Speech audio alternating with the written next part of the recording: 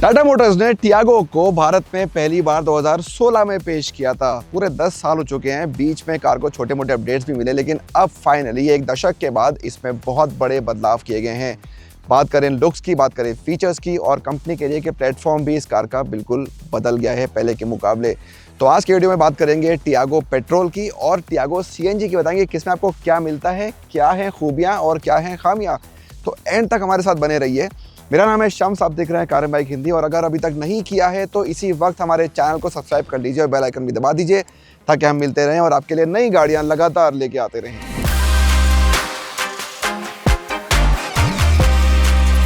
शायद सबसे बड़ा बदलाव इस कार में इसकी लुक्स में आया है, क्योंकि जहां से भी देखें पहले से काफ़ी बदल गई है टाटा टियागो, और चेहरा तो बिल्कुल ही नया है। बात करें हेडलैम्प्स की, डीआरएल्स की, ग्रिल की या फिर बम्पर की। इनफैक्ट बम्पर्स के डिज़ाइन के बदलने की वजह से कार की लंबाई भी पहले से ज़्यादा हो गई है और ज़्यादा बॉक्सिक लुक आ गया है। तो थोड़ा थोड़ा इसमें एसयूवी के एलिमेंट्स आपको दिख जाएंगे। जो पहले एक प्रॉपर हैचबैक लगती थी, अब थोड़ी सी ज़्यादा प्रीमियम लगती है टाटा टियागो अपने इस नए अंदाज में।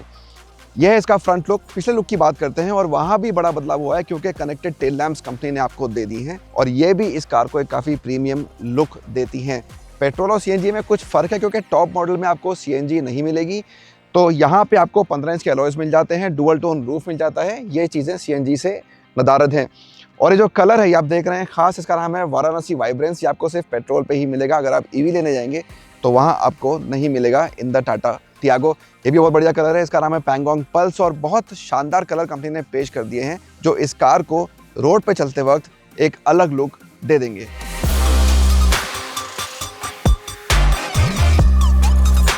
तो कैसे बदला है 2026 टियागो का कैबिन, आइए आपको बताता हूँ।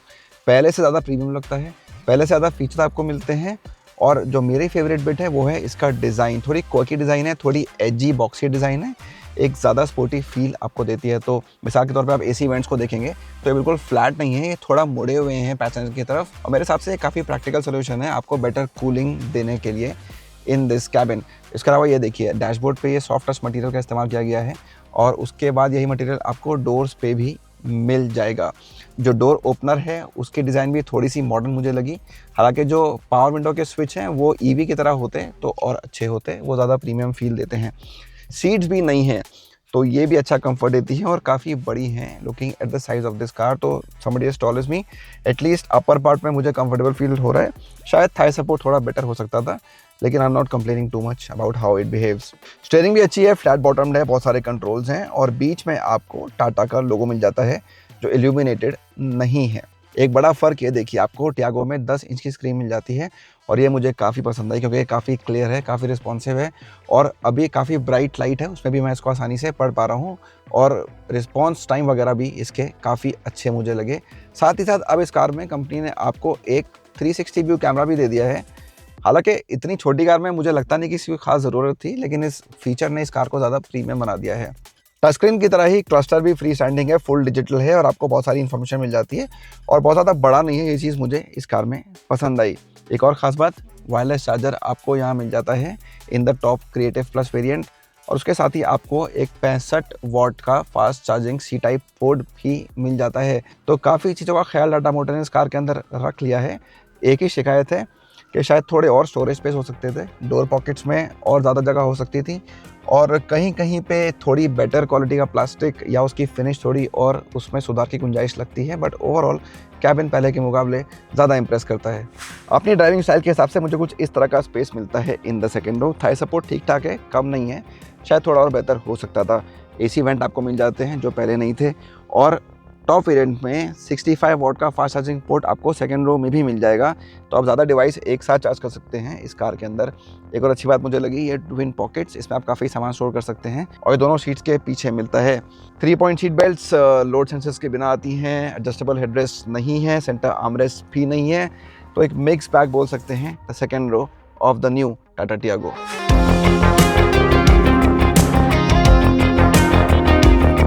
जल्दी से सीएनजी के कैबिन पर नज़र डाल लेते हैं और ये कुछ अलग है क्योंकि इसका टॉप वेरिएंट जो है वो पेट्रोल का टॉप वेरिएंट नहीं है, ये सबसे महंगे क्रिएटिव प्लस में नहीं आता है। तो कुछ फीचर्स आपको यहाँ पे नहीं मिलेंगे बाहर की तरह ही अंदर भी। उसमें सबसे अहम है वायरलेस चार्जिंग जो यहाँ पे आपको नहीं मिलेगी, हालांकि 65 वॉट का फास्ट चार्जिंग पोर्ट मिल जाएगा। और पिछली रो पे जो पेट्रोल मॉडल में 65 वॉट का फास्ट चार्जिंग पोर्ट है वो यहाँ सीएनजी में आपको नहीं मिलेगा, लेकिन काफ़ी फीचर्स मिल भी जाएंगे। क्या, ये बड़ी 10 इंच स्क्रीन आपको मिल जाएगी जो काफ़ी बढ़िया लगती है। साथ ही साथ 360 व्यू कैमरा भी आपको मिल जाएगा इस कार के अंदर। इसके अलावा ऑटो फोल्डिंग एयर वेव्स भी हैं और एक और ख़ास फीचर है वो है एक कूल्ड ग्लव बॉक्स। सेगमेंट में बूट स्पेस काफ़ी अहम हो जाता है। पहले बात करते हैं पेट्रोल मॉडल की, और यहाँ हमने इस कार के अंदर 4 बैग फिट कर लिए हैं। एक ट्रॉली बैग है, कुछ बैकपैक्स हैं और 240 लीटर का बूट स्पेस है, तब भी थोड़ी जगह बची है, गुंजाइश है कुछ और सामान रखने की। सीएनजी में ये तकरीबन आधा हो जाता है क्योंकि इसमें लगा है 2 छोटे सिलेंडर्स। अगर एक बड़ा सिलेंडर होता तो और प्रॉब्लम हो जाती है, लेकिन 2 सिलेंडर्स की वजह से आप इसमें एटलीस्ट ये 2 बैग्स पर फिट कर ही सकते हैं। एक ट्रॉली बैग है, एक बैकपैक है, तकरीबन हाफ करीब 110-120 लीटर का सामान आप फिट कर सकते हैं। क्या आपके लिए काफ़ी है? मुझे कमेंट में ज़रूर बताइएगा।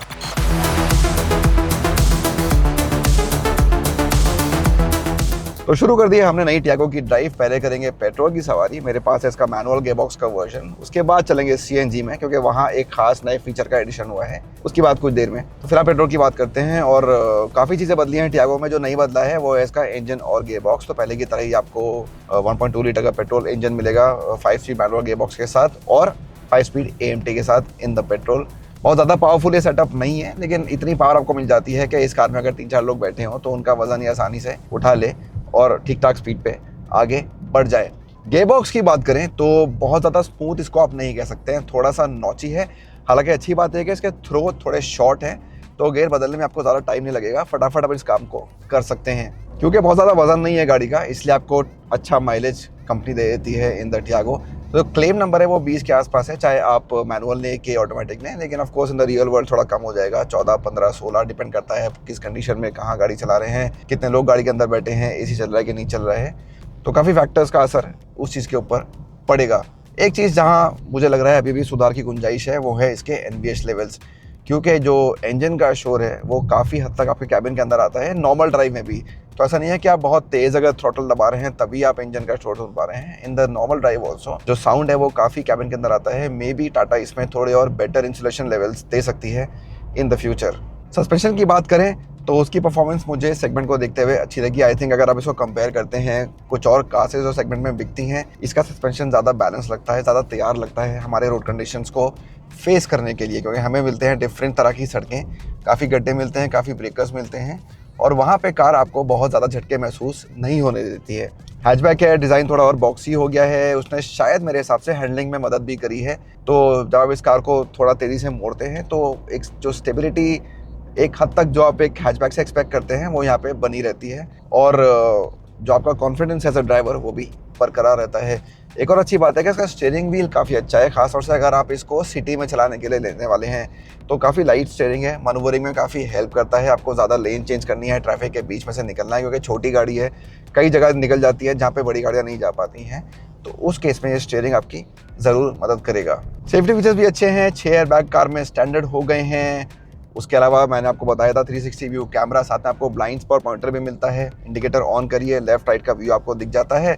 इसका शायद एंगल थोड़ा बेटर हो सकता था, लेकिन ओवरऑल ट्रैफिक में काफ़ी काम की चीज़ है। लेन चेंज करते वक्त स्पेशली एट हाई स्पीड्स आपके पास रिएक्ट करने का टाइम थोड़ा कम होता है, तो आपको लेफ्ट राइट देखना नहीं है मिरर्स में, एक ही जगह पे देखिए, आपको दोनों व्यूज़ मिल जाएंगे। ट्रैक्शन कंट्रोल है, इलेक्ट्रॉनिक स्टेबिलिटी कंट्रोल है और जनरली टाटा अपनी रिजिड बॉडी के लिए जानी जाती है। एक नए प्लेटफॉर्म पे कार को बना दिया है कंपनी ने और दावा यह है कि स्ट्रक्चर ज़्यादा स्ट्रॉन्ग हो गया है पहले से। तो पहले भी इस कार को अच्छी सेफ्टी रेटिंग मिली थी और अब भी इस कार से आप अच्छी सेफ्टी रेटिंग की उम्मीद कर सकते हैं। शुरुआती कीमत टियागो पेट्रोल की 5 लाख से भी कम है, 4,70,000 रुपये एक शोरूम, और जो टॉप वेरिएंट है वो तकरीबन 8 लाख के आसपास छूता है एक शोरूम की अगर बात करें।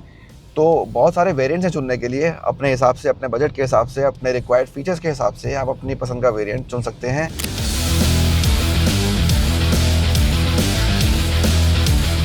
और अब मैं कर रहा हूँ टियागो के सीएनजी मॉडल की ड्राइव। इसमें एक अच्छी बात यह है कि कार सीएनजी पे ही स्टार्ट हो जाती है, आपको पहले पेट्रोल पे स्टार्ट नहीं करनी होती है, आप डायरेक्टली सीएनजी पे स्टार्ट कर सकते हैं। और बहुत ही अच्छी जगह पे इसका एक सीएनजी ऑन ऑफ का स्विच कंपनी ने दिया है एसी वेंट्स के ठीक नीचे।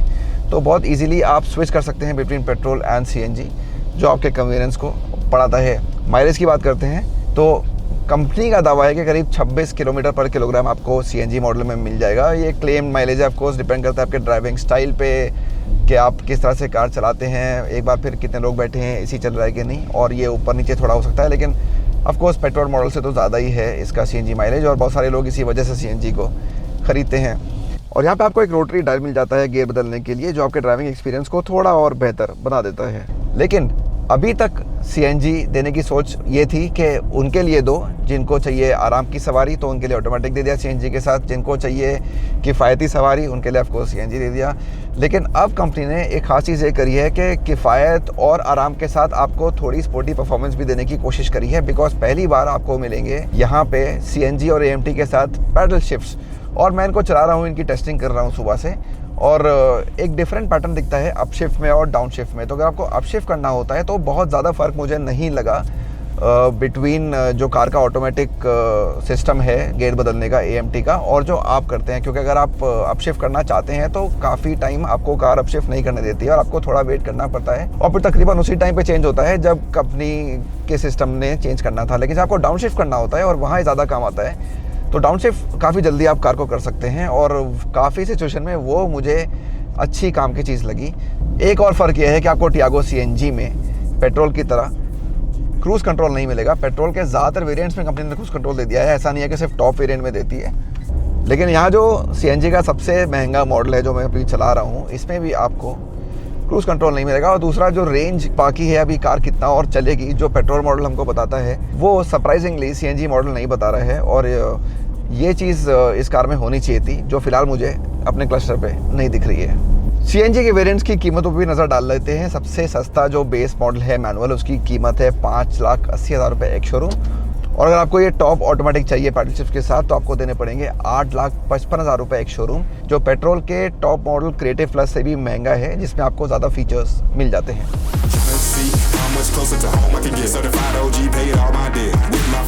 तो हमने कर लिया है एक लंबी ड्राइव टाटा टियागो के पेट्रोल मॉडल की भी और सीएनजी मॉडल की भी। दोनों की अपनी अपनी खासियतें हैं, कुछ कमियां भी हैं, लेकिन पहले बात करते हैं डिज़ाइन की। और मुझे दोनों का लुक काफ़ी पसंद आया, कलर्स भी अच्छे हैं और ज़्यादा एक बोल्ड अग्रेसिव स्टांस हो गया है, जो पहले के मुकाबले आपको ज़्यादा पसंद आना चाहिए। फीचर्स की लिस्ट भी बढ़ गई है, और अच्छी बात यह है कि टाटा मोटर्स ने अब नीचे के वेरिएंट्स में भी पहले से ज़्यादा फीचर्स दे दिए हैं, तो आपके बजट में कार ज़्यादा आसानी से बैठेगी पहले के मुकाबले।